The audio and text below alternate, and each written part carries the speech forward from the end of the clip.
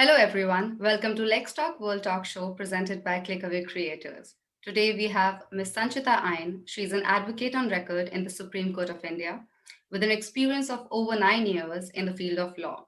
She has handled complex matters before the Supreme Court, high courts, and other forums in the country. These include landmark constitutional cases like linking of PAN with Aadhaar, triple talaq, 2G spectrum case, and many more. Sanchita is also an ICANN Lead Fellow, India's first national leadership program for women with disabilities. She's frequently invited to deliver lectures and judge competitions by renowned universities. Also, she has developed a course on Supreme Court practice for leading online legal education program. And through webinars, workshops, and live classes, she has been training students and professionals who want to develop a practice in Supreme Court. That's fantastic. Hello, Sanchita. How are you? Hi. I'm very well. Thank you. Thank you for inviting. Oh, pleasure is all ours. So, Sanchita, please brief us about your journey as a legal professional so far. Well, as you already know, I am an advocate on record at the Supreme Court of India. I have assisted Mr. Salman Khurshid. He is one of the top senior advocates in the country. And I was fortunate enough to have been part of proceedings that changed the course of justice in the country. And I very proudly say this that I played a crucial role in it. Before that, I worked with an advocate on record that helped me to build a strong foundation for practicing in Supreme Court.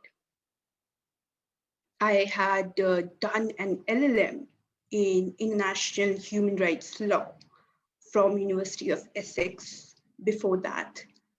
Uh, I think that would be all, and rest you have already covered so well. Thank you. That's fascinating and interesting at the same time. Thank you so much for this wonderful explanation of your journey. So, you have experience in handling diverse kind of cases, many of which are landmark cases decided by the Supreme Court. Tell us about your most memorable case and what are your key takeaways from there? Well, there are a few of them. I have to choose, then it would be the linking of PAN with Aadhaar that you just mentioned. The key takeaway would be more in terms of the process that led to what my contribution in it. The judgment, of course, is important, but what makes it interesting for me was what I went through while working on it.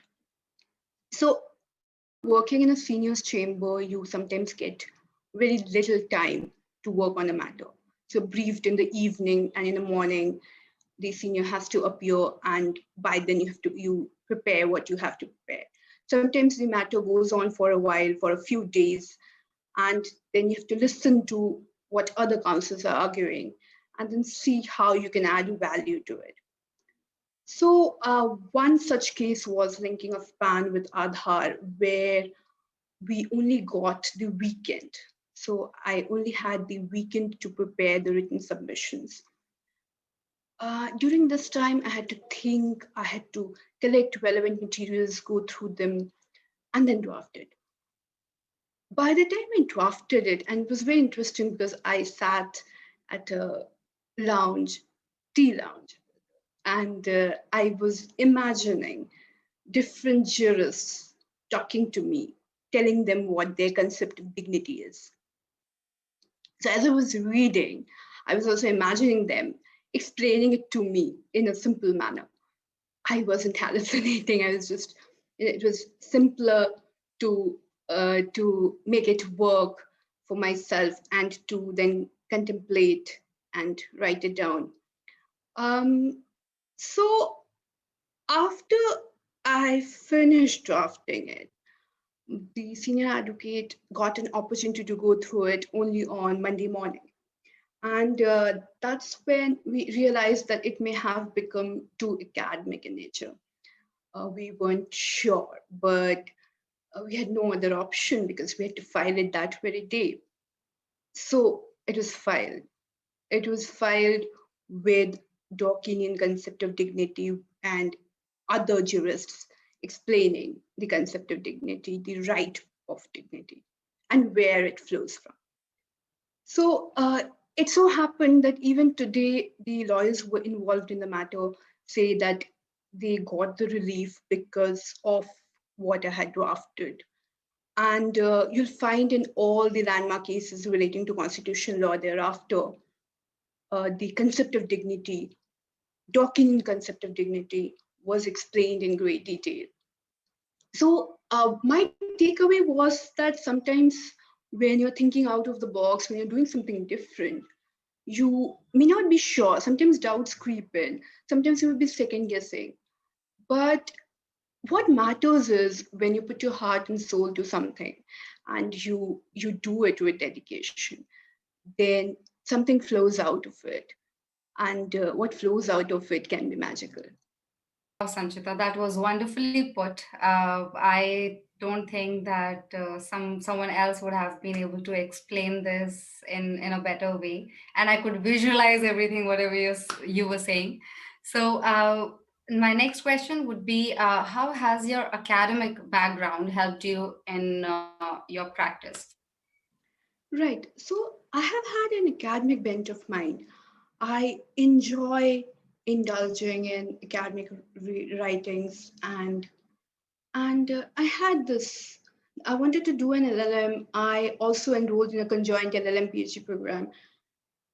I didn't know what I'll get out of it. I didn't know how it will help me in practice, but I was very keen on pursuing it.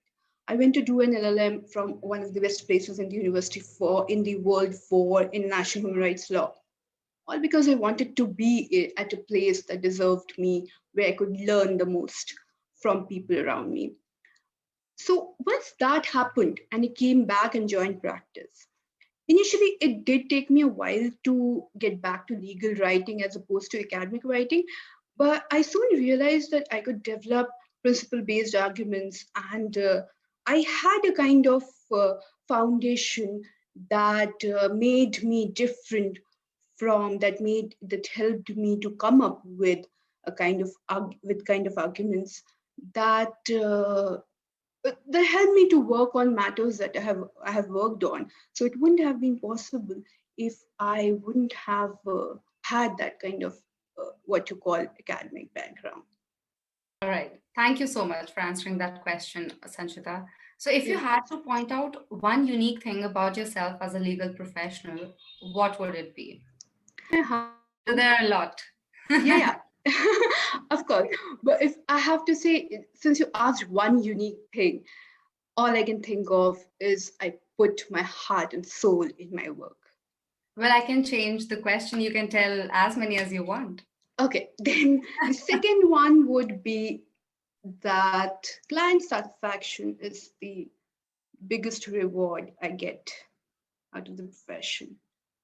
So, unlike people who have certain prejudiced views, particularly in India, sometimes clients come with a prejudiced mindset. But once they meet me, they realize, oh, she is different. Also, I have a very holistic approach when I advise clients, I adopt a holistic approach that they can really appreciate. So I think that's what makes me different from many other legal professions. All right. Perfect. And that being said, what advice would you like to give to the first generation lawyers?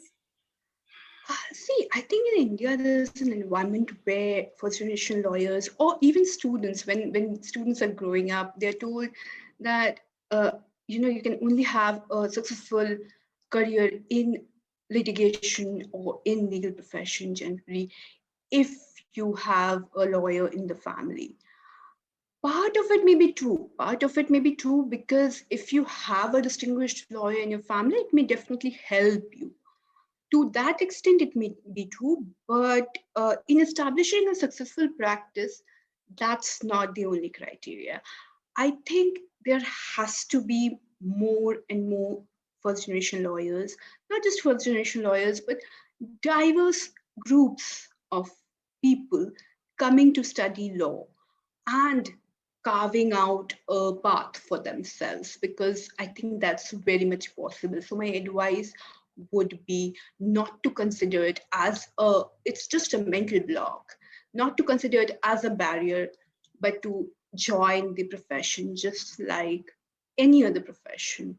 It's kind to you when you put in your efforts, and it will definitely be rewarding if you're willing to work hard.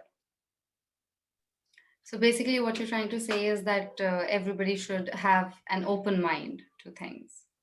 True, I think that's very important. It's more or less a stereotypical notion now. Earlier, it could have been true, but I think right now there's so much of, even earlier, I think you always had people who who had fathers who were very distinguished lawyers, but that didn't mean that may have encouraged them to take up law, but that didn't mean you didn't have other successful lawyers in the Right, profession. right. Thank you so much. So my last question to you would be, and I'm sure that is going to take a bit longer. So how do you look at the legal profession in India in 2020, and how it is going to change 5 years down the line? Well, we are in 2021, and it seems like it's been a revolutionary change because on the one hand we were dealing with pandemic and we were struggling to find ways of continuing the work, continuing to serve the clients. On the other hand, we were shifting modes. We were going for virtual hearings, and now we're looking forward to hybrid form of hearings. I think that's a very welcoming step, and it will be interesting to see how things turn out to be in the near future, and how we kind of put both the systems together and get the best out of it. It's a very interesting. These are very interesting times, and of course, as far as advancement in technology, etc., are concerned, law will be playing a very crucial role. Blockchain, AI. But apart from that, I think what I'm looking forward to in the next 5 years would be students from diverse sections coming forward, studying law and representing. Uh, because right now we do not have representations from many communities. When I say representations, I really do not mean that they necessarily have to represent clients from their marginalized communities. But it will be interesting to see. For example, I know somebody, a deaf woman who is the first woman to study law. Now, I have been encouraging people to do that, that just bring me somebody so that we can change the system. It's possible to have a deaf lawyer arguing in court. So I'm looking forward to that in the next 5 years.